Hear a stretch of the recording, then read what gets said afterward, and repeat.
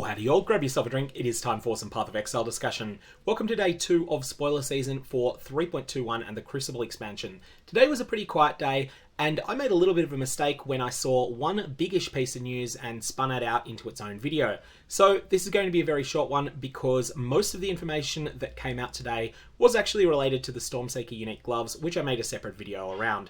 Link to that in the description of this video, and link to that also on screen in the last 20 seconds of this video. However, the first piece of news we got today was a quality of life change that's going to be coming to anointments on the passive tree. The 3.20 functionality, when you mouse over Heartseeker on the passive tree, it will show you this graphical depiction of a teal oil and 2 crimson oils. However, this can be quite tricky for people who are either colorblind, or for pretty much anyone if it's a teal and a verdant oil, or if it's an opalescent and silver oil, or if it's a clear and a black oil. What GGG are doing is they're just going to write this out explicitly down below.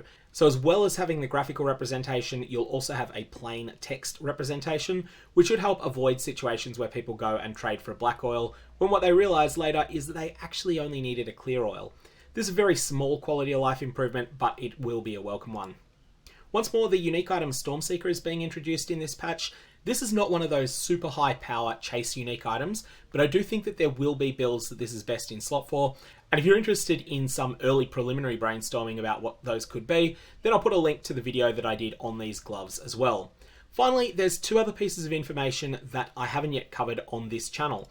Those are that it looks like Seismic Trap is probably getting a nerf, and that's coming from Path of Exile's official Twitter account.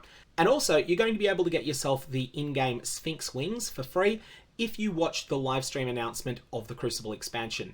Now this is on the 30th of March if you're in United States time zones, 31st of March if like me you're in Australian time zones, and the exact countdown timer to this is on the Path of Exile website. You'll need to link your Twitch account to your Path of Exile account if you haven't already done that, and if you did this more than a year ago, it may have been reset. So just go and check that your Path of Exile and Twitch accounts are linked, and I'll put a link down in the description of this video below where you can go to the Path of Exile website's page about the live stream drops and make sure that you're set up in advance of the live stream.